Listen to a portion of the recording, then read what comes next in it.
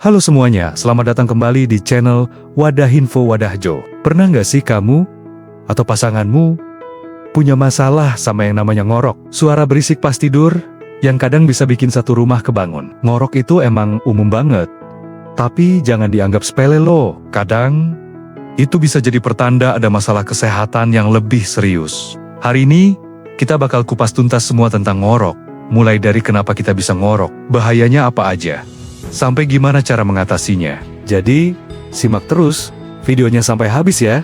Jadi, apa sih sebenarnya ngorok itu? Ngorok atau mendengkur terjadi saat ada getaran pada jaringan lunak di saluran napas bagian atas, seperti langgit-langgit, lunak dan uvula. Saat kita tidur, otot-otot di tenggorokan jadi rileks. Kalau terlalu rileks, saluran napas bisa menyempit. Nah, saat udara yang kita hirup lewat jalur yang sempit ini, jaringan di sekitarnya jadi bergetar, dan muncullah suara ngorok yang khas itu. Coba bayangin deh, mirip kayak suara angin yang lewat di celah sempit, bunyinya jadi lebih kencang kan? Penyebabnya macem-macem banget. Bisa jadi karena posisi tidur. Tidur telentang misalnya, sering banget bikin orang jadi ngorok, karena gravitasi bikin lidah dan jaringan lunak di tenggorokan jatuh ke belakang dan menghalangi jalan napas. Selain itu, berat badan berlebih juga berpengaruh. Lemak ekstra di sekitar leher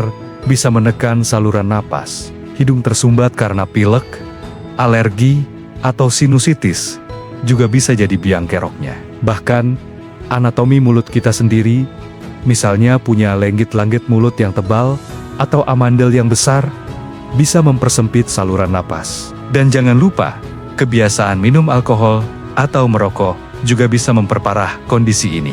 Alkohol bikin otot tenggorokan makin rileks, sementara rokok menyebabkan iritasi pada saluran napas. Terus, bahaya nggak sih ngorok itu? Kalau cuma sesekali dan nggak terlalu keras, biasanya sih nggak masalah. Tapi kalau ngoroknya keras, setiap malam, dan sampai bikin kamu sering kebangun dengan napas terengah-engah, hati-hati, ini bisa jadi gejala dari kondisi yang lebih serius, namanya obstructive sleep apnea atau OSA.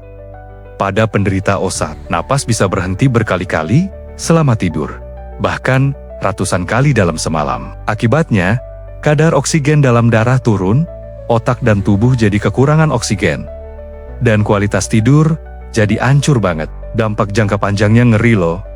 Bisa meningkatkan risiko tekanan darah tinggi, penyakit jantung, stroke, sampai diabetes tipe kedua. Kamu juga bakal ngerasa ngantuk berat di siang hari, susah konsentrasi, dan mood jadi gampang berantakan. Nah, terus gimana dong cara ngatasinya? Tenang, ada banyak cara kok. Mulai dari yang simple sampai yang butuh bantuan medis. Pertama, coba ubah gaya hidupmu. Kalau kamu kelebihan berat badan, coba deh turunin sedikit, cukup beberapa kilogram saja, sudah bisa bikin perbedaan besar. Hindari minum alkohol, terutama beberapa jam sebelum tidur. Kalau kamu perokok, ini saat yang tepat untuk mulai berhenti.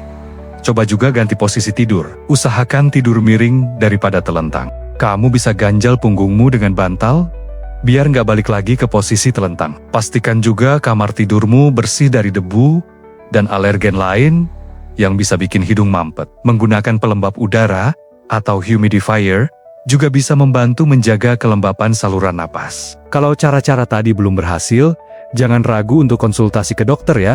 Dokter bisa melakukan pemeriksaan lebih lanjut untuk mencari tahu penyebab pastinya.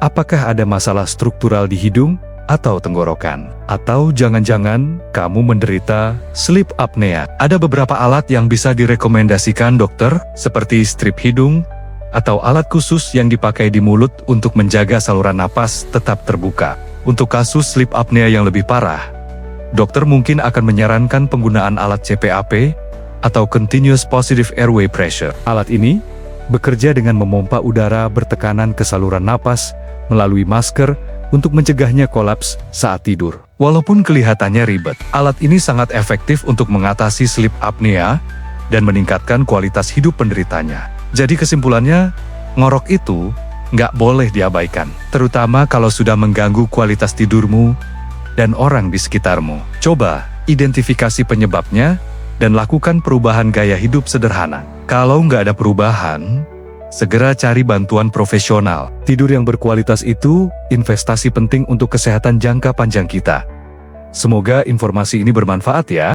Jangan lupa like, komen dan subscribe channel Wadah Info, biar kamu nggak ketinggalan video-video menarik lainnya. Terima kasih sudah menonton, sampai jumpa di video berikutnya.